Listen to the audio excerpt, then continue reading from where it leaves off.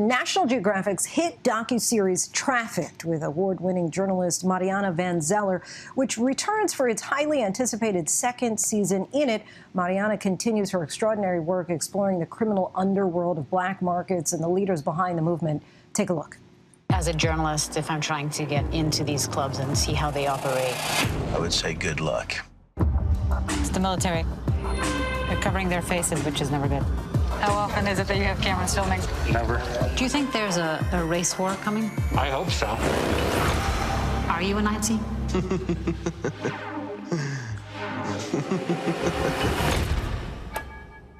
I've been doing it all my life. I'll do it till I'm laid in the casket. I'm just captivated, I guess, by that laugh there. The series was also recently nominated for a 2021 News and Documentary Emmy. Mariana joins us to discuss all of it yet again. Mariana, welcome to the show. Glad to have you back. Now, you sit down with so many top leaders in some of the most dangerous and deadly industries. How do you manage to break that wall and allow them to trust you? It's not easy. I'd say it's the most challenging part of the work that my team and I have, for sure. But I would say that it's about treating people like humans, with humanity. I approach every subject, every person that we interview with empathy and no judgment. I'm truly there to listen to their stories. And I tell them that. I would say that for every yes that we get dozens and sometimes even hundreds, I kid you not, of no's. But at the end of the day, I think it is partly because of the way that we approach these people that we eventually get people to accept and to allow us to talk to them. But those yeses prove to be so pivotal. Let's shift to the pandemic and the economic impact that it had on the black market. Recently, U.S. Customs and Border Protection officers seized 1,000 counterfeit COVID-19 test kits and non-compliant items. Would you say that the black market thrived during COVID-19 and continues to do so? 100%. Lindsay, we started filming the season 2 in July of 2020. So right smack in the middle of the pandemic. And we filmed throughout the following year as well. And one of the things that we realized pretty early on was that there had been an explosion of black markets all around the world. Whenever there's an economic downturn, whenever people are suffering and need to figure out a way to bring money and food for their families, people turn to black markets. One of the stories we actually did, one of the episodes, is about romance scamming, which is a crime that very much was practically born during the global pandemic, with people sort of exploiting the loneliness that we all felt at the time.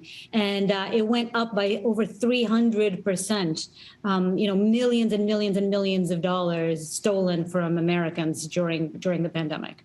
And in this season, you also take on the topic of plastic surgery and how the pressure of obtaining the perfect body has really led to the malpractice of body enhancements and even deaths. Let's show our viewers a little bit of what we're talking about.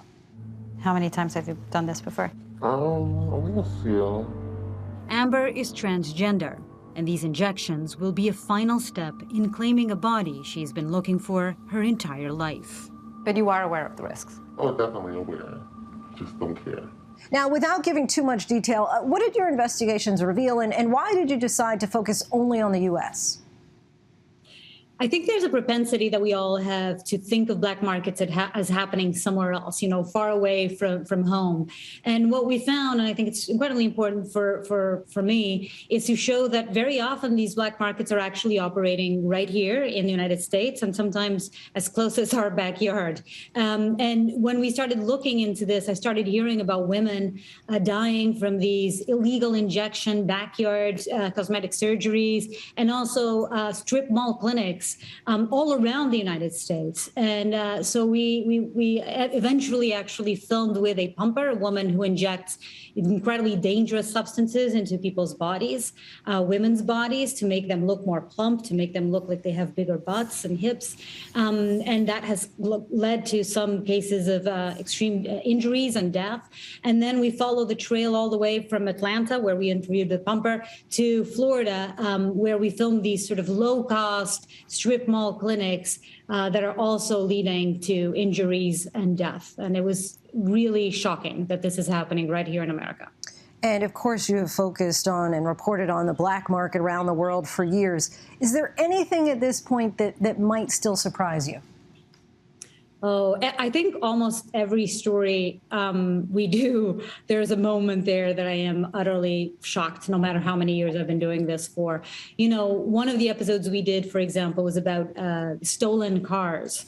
There's a large amount of cars that are stolen every day in the United States. And we actually filmed with a car theft ring just a few minutes from my house at night here in Los Angeles, where we saw them going into a neighborhood where I actually have friends who live in that neighborhood.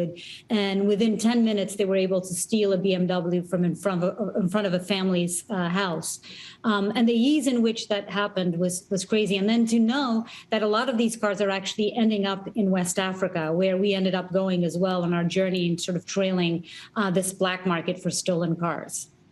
Mariana, we thank you so much. Riveting work that you do. Once again, Trafficked Season 2 is set to debut tomorrow at 9/8 Central on National Geographic and Hulu. Thank you, Lindsay. Hi, everyone. George Stephanopoulos here. Thanks for checking out the ABC News YouTube channel. If you'd like to get more videos, show highlights, and watch live event coverage, click on the right over here to subscribe to our channel. And don't forget to download the ABC News app for breaking news alerts. Thanks for watching.